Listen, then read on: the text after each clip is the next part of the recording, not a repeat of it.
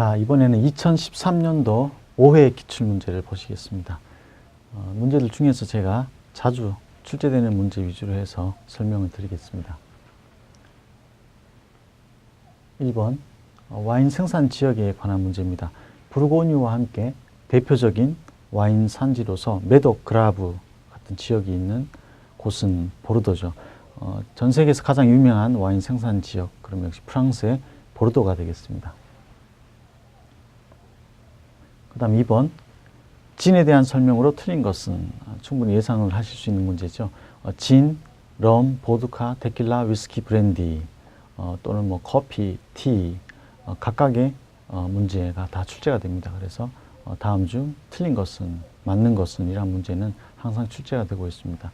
진에 대한 설명 보시겠습니다. 저장 숙성을 하지 않는다. 2번 생명의 물이라는 뜻이다. 자, 이게 틀렸죠.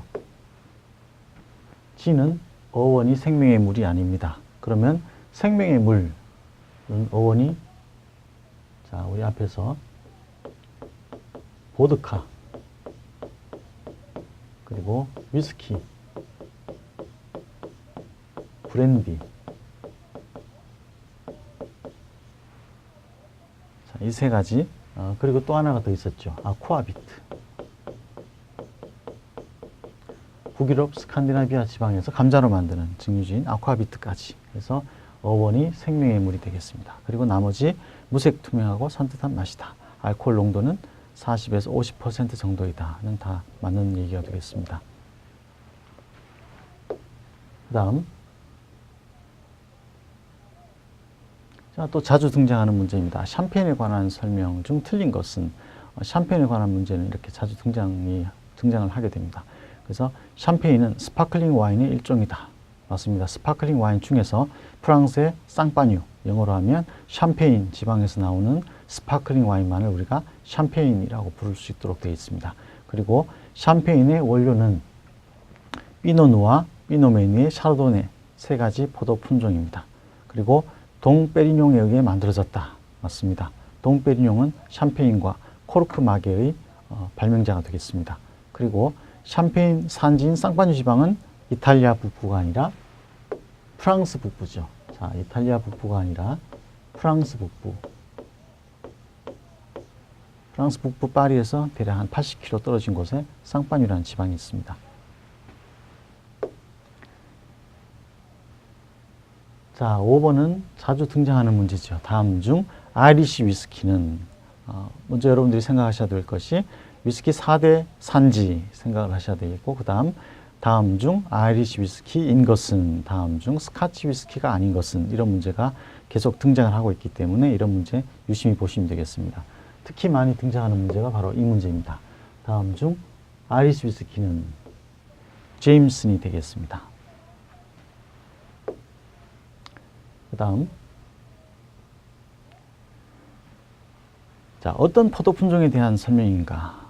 사실 포도 품종에 대한 문제는 거의 이 까베르네 소비뇽, 세상에서 가장 유명한 포도죠. 까베르네 소비뇽에 대한 문제가 주로 많이 출제가 되고 있습니다. 그래서 정답은 까베르네 소비뇽입니다. 저 포도는 프랑스 보르도 메독 지역의 주품종이 되겠습니다. 그 다음 7번, 다음 중 블렌디드 위스키가 아닌 것은, 자, 블렌디드 위스키가 아니다. 그러면 몰트 위스키를 찾으라는 문제가 되겠습니다. 이 중에서는 맥켈란, 그래서 주로 맥켈란과 글렌피딕 같은 몰트 위스키, 싱글 몰트 위스키가 문제로 출제가 됩니다. 그 다음 8번 같은 문제는 여러분들이 아주 주의를 하셔야 되겠습니다. 특히 이 8번은 정말 자주 출제되는 문제입니다. 여러분들 반드시 별 표시를 해놓고 익혀 주셔야 되겠습니다. 오렌지 껍질을 만든 리큐르, 그러면 트리플색, 그랑마니에, 쿠엥트로가 있겠습니다. 그래서 트리플색, 그랑마니에, 쿠엥트로. 자, 이 세 가지는 잘 알고 계셔야 되겠습니다.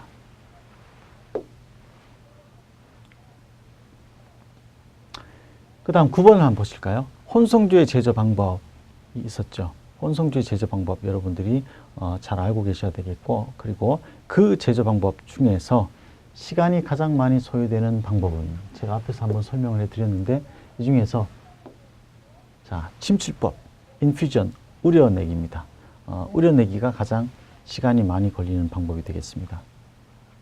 그 다음 북유럽, 스칸디나비아, 감자.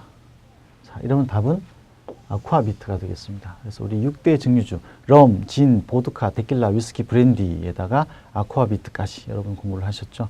그래서 북유럽, 스칸디나비아, 감자, 무색투명이라는 키워드가 나오면 답은 아쿠아비트가 되겠습니다. 자, 11번 혼성주 종합 문제죠. 혼성주에 대한 설명으로 틀린 것은 증류주에 초급 목표의 침출물로 향미를 더한다. 프랑스에서는 코디알이라고 부른다. 프랑스에서는 리큐르라고 합니다. 이 코디알이라는 것은 미국에서 영어로 코디얼이라고 합니다. 그래서 혼성주에 대한 설명으로 틀린 것은 자, 이것은 프랑스가 아니라 미국에서 코디얼이라고 부른다. 나머지는 다 맞죠. 제조 방법으로 증류법, 침출법, 에센스법 같은 방법이 있다. 그리고 중세 연금술사들에 의해서 발견되었다. 그 다음 전통주 문제 중에 자주 등장을 하는 문제가 되겠습니다. 우리나라의 전통주가 아닌 것은 이강주, 과주, 송순주는 우리나라의 전통주입니다. 그런데 주겹청주는 대표적인 중국의 술이죠. 그래서 정답은 주겹청주가 되겠습니다.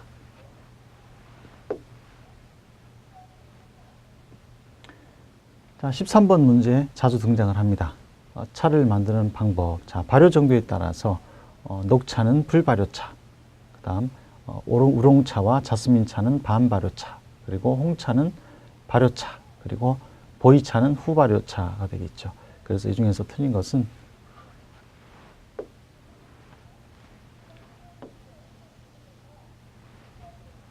자, 여기서 이제 다즐링은 세계 3대 홍차 중에 하나죠.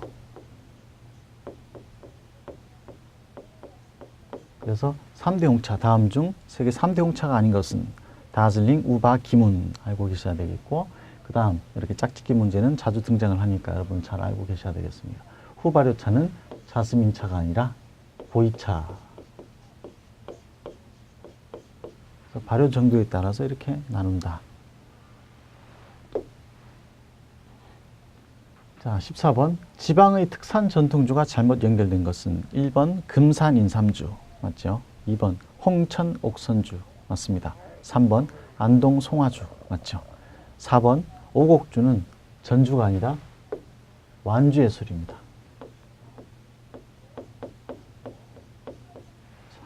전북 완주의 술이 되겠습니다. 그 다음 15번 탄산음료의 종류가 아닌 것은 진저엘, 토닉워터, 카렌스 믹스 1, 2, 3번은 탄산음료입니다. 리까르는 혼성주죠. 자, 리까르는 탄산음료, 즉 비알코올성 음료가 아니라 알코올성 음료 중에서 혼성주가 되겠습니다. 나머지 세 가지는 전부 탄산음료, 비알코올성 음료 중에서 청량음료 중에서 탄산음료가 되겠습니다. 그 다음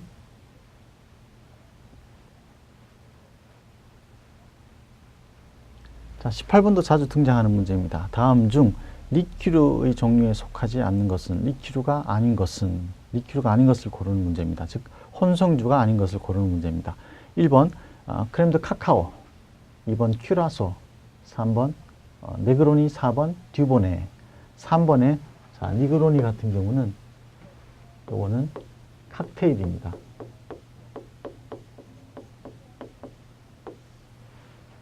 자, 3번의 네그로니는 칵테일이 되겠습니다. 그리고 나머지 크렘드 카카오, 큐라소, 듀보네는 전부 다 혼성주가 되겠습니다. 자, 그 다음 커피 로스팅, 약한 것부터 강한 거, 약배전부터 강배전까지 여러분들이 좀 알고 계시면 좋겠고, 20번 역시 자주 등장하는 문제죠. 앞에서도 등장을 했습니다. 그래서 여러분들이 이 맥주를 만드는 데 사용되는 보리의 조건은 항상 자주 등장을 하기 때문에 잘 알고 계셔야 되겠습니다. 그래서 전분 함유량이 많고 단백질이 적은 것이어야 된다. 그래서 4번 전분 함유량이 많은 것이 답이 되겠습니다. 그 다음 21번은 레시피에 대한 문제죠. 22번 자주 등장하는 문제입니다. 자, 리큐르, 즉 혼성주 중에 가장 많이 등장하는 문제가 되겠습니다. 꿀로 만든 리큐르는, 그러면 답은 드람부이.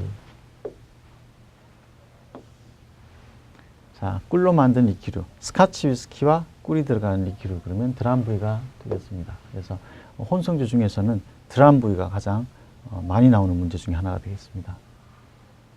그 다음, 네, 이 음료의 역사, 자주 등장하지는 않지만 이렇게 들어는 있습니다. 음료의 역사에 대한 문제. 그 다음, 또 자주 등장하는 문제입니다. 상면 발효 맥주, 하면 발효 맥주. 그래서 여기서는 여러분들이 상면 발효 맥주만 알고 있으면 된다고 말씀드렸죠. 에일, 스타우트, 포터. 그래서 여러분들이 여기서는 상면 발효 맥주. 자, 발효가 진행되면서 위로 뜨는 효모로 만드는 맥주가 바로 에일, 스타우트, 포터. 자, 이 세 가지는 상면 발효 맥주다를 알고 계시면 되시겠습니다. 그 다음 이어서 25번.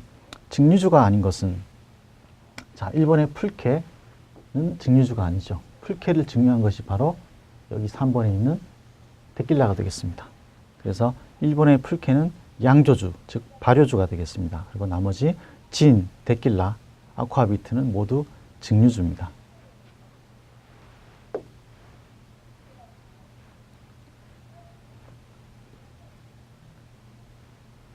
자, 27번도 자주 등장을 하고 있죠. 와인을 만드는 포도 품종에 대한 문제. 그래서 레드 와인용 포도 품종, 화이트 와인용 품종을 여러분들이 좀 알고 계셔야 되겠습니다. 그래서 대표적인 포도만 좀 알고 계시면 되겠는데, 1번의 리슬링. 자, 1번의 리슬링은 레드 품종이 아니라 화이트 품종입니다. 독일을 대표하는 포도 품종이죠. 그리고 2번의 메릴로, 3번의 피노누아, 4번의 까베네 소비뇽 모두 대표적인 적포도, 레드 와인용 포도가 되겠습니다.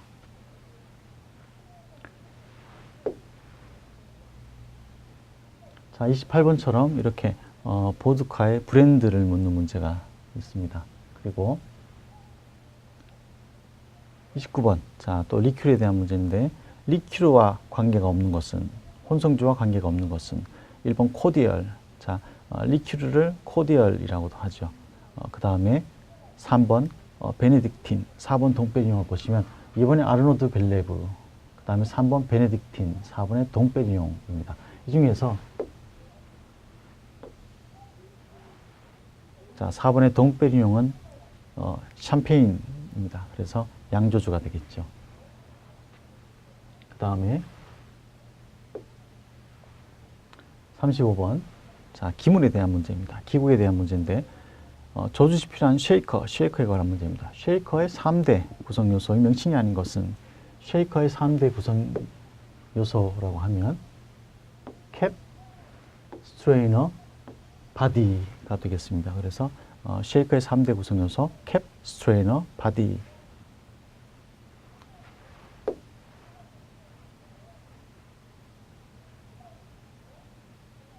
그 다음 38번을 보시면 생맥주를 중심으로 각종 식음료를 비교적 저렴하게 판매하는 영국식 선술집이 바로 펍에 대한 설명입니다. 그래서 요즘 우리나라도 이태원을 중심으로 아주 많은 펍에 대한 설명이 되겠습니다. 그 다음, 자, 43번. 또 자주 등장을 하는 문제죠. 칵테일을 만드는 기법으로 적당하지 않은 것은, 칵테일을 만드는 대표적인 기법 5가지, 조주 기능사 실기시험에 나오는 기법 5가지가 빌드, 스터, 쉐이크, 플로트, 블렌딩이 되겠습니다. 그래서 이 중에서는 4번의 거르기, 필터링이 틀렸습니다. 그래서 이렇게 칵테일을 만드는 5가지 기본 기법, 칵테일을 만드는 기법이 아닌 것은, 그 다음에 설명을 해놓고 어떤 기법인가, 그리고 대표적인 칵테일을 묻는 문제들이 자주 등장을 하고 있습니다. 자, 47번 또 기구에 대한 문제죠. 코르크 스크류의 사용 용도는, 자, 코르크 스크류는 와인 오프너가 되겠습니다. 그래서 코르크를 뽑아내기 위한 도구이다. 자, 49번을 보시겠습니다. 49번은 자주 등장하는 문제죠. 주장 원가의 3요소. 그러면 재료비, 인건비, 그리고 기타 경비가 되겠습니다. 그래서 여기서는 재료비, 노무비, 기타 경비 이렇게 되겠습니다. 그 다음 마지막으로 50번 보시겠습니다. 바텐더의 자세로 가장 바람직하지 못한 것은 영업 전후 인벤토리 정리를 한다. 유통기한을 수시로 체크한다. 손님과의 대화를 위해 뉴스 신문 등을 자주 본다. 모두 많은 얘기죠. 그리고 고가의 상품을 판매를 위해 손님에게 추천한다. 이거는 바텐더의 자세로 가장 바람직하지 못한 것이 되겠습니다. 나머지 영어 문제는 개별적으로 풀어보시겠습니다.